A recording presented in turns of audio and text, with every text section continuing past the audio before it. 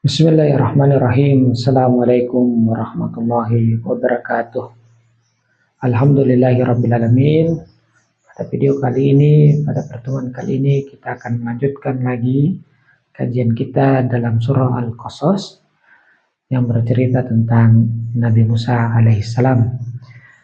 Pada video kali ini kita sudah sampai pada ayat yang keempat dari surah Al-Qasas dan kita sudah membaca penggalan singkat daripada surah Al-Qasas ini. Kita lanjutkan pada surah Al-Qasas ini. Jadi di ayat keempat ini berbicara tentang bahwasanya ketika para daya spiritual yang kita miliki, atau saya menyebutnya sebagai suara hati yang kita miliki dalam diri kita, itu telah ditutup oleh Fir'aun yang menjadi simbol daripada nafsul amaro atau lobah desire yang ingin menguasai badan, yaitu pikiran, ucapan, perbuatan, dan perasaan, yang mana hal tersebut membuat daya batin atau suara batin ataupun juga suara hati yang kita punya itu menjadi redup, sehingga kecakapan kita ataupun juga kemampuan kita untuk menjalani hidup, untuk mengarungi hidup menjadi berkurang, sehingga hal-hal yang baik menjadi berkurang, hal-hal yang bernilai menjadi berkurang.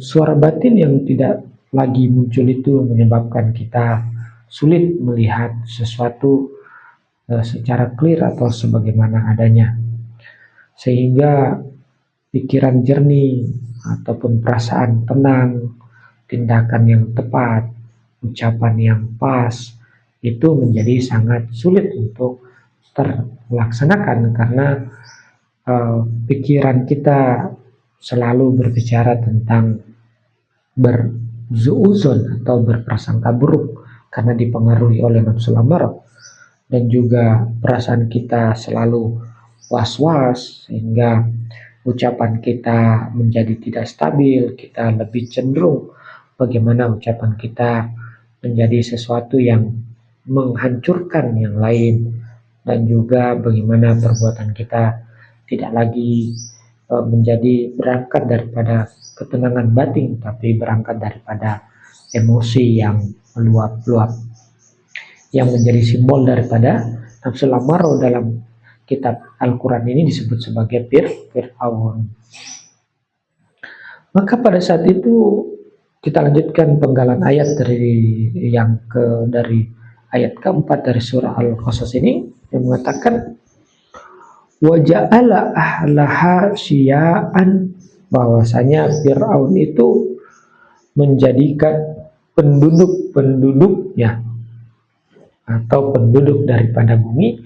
Tapi dalam konteks ini, dalam konteks histori, maksud dari penduduk ini itu adalah penduduk Mesir pada saat itu, waktu Fir'aun berkuasa di Mesir, Nabi Musa berada di sana. Menjadikan penduduk Mesir itu, atau di sini maksudnya penduduk bumi, menjadi syia'an, menjadi pengikutnya, the followers of Fir'aun. Artinya sebagaimana yang saya katakan, ketika yang berkuasa adalah nafsul amarah, yaitu keinginan untuk menguasai, keinginan untuk menaklukkan, keinginan untuk menghancurkan yang lain, keinginan untuk menghimpun, membesarkan sang aku, membesarkan atmagraha, atau membesarkan sang diri, ataupun juga membesarkan aku yang selalu muncul dalam hidup kita ini, sehingga seluruh hal menjadi pengikut. Bagaimana sang aku yang ada dalam batin kita ini, itulah yang diberikan asupan, dibesarkan. Misalnya gini, nafsu amarah, salah satu bagian daripada nafsu amarah itu adalah kesombongan. Yang mana kesombongan ini ketika nafsu amarah yang berkuasa, maka pikiran, ucapan, perasaan, dan juga tindakan ini semuanya dikendalikan agar bagaimana sang aku yang ada pada batin kita, dialah yang terus dibesarkan dan dikembangkan dan dikuasakan. Itulah yang maksud ketika Fir'aun yang berkuasa di Mesir sebagai simbol, tapi benar-benar juga terjadi secara histori, yang mana Fir'aun yang ingin menguasai seluruh bangsa Mesir, menaklukkan semua bangsa, menaklukkan semua orang. Artinya perasaan kita, pikiran kita, intelek kita tertaklukkan oleh yang namanya Fir'aun, ataupun juga rasa sombong yang ingin membesarkan aku. Jadi nafsu amarah ini memiliki fungsi untuk membesarkan aku, membuat aku I am everything, aku adalah segalanya. Itu fungsi daripada nafsu amarah. Menjadikan waja'ala ahlaha syi'an, menjadikan penduduknya menjadi syi'an, menjadi pengikutnya. Wa yastad'ifu ta'ifatan minhum. Maka daripada itu, setelah dia berkuasa, ada satu ta'ifatan, ada satu kelompok yang mana ditaklukkan oleh Fir'aun. Yastad'ifu, dilunakkan, dihimpit, ataupun juga dilemahkan minhum, di antara penduduk-penduduk itu. Apa yang dilunakkan di situ? Apa yang dilemahkan oleh Fir'aun di situ? Yaitu yang dilemahkannya adalah daya ataupun juga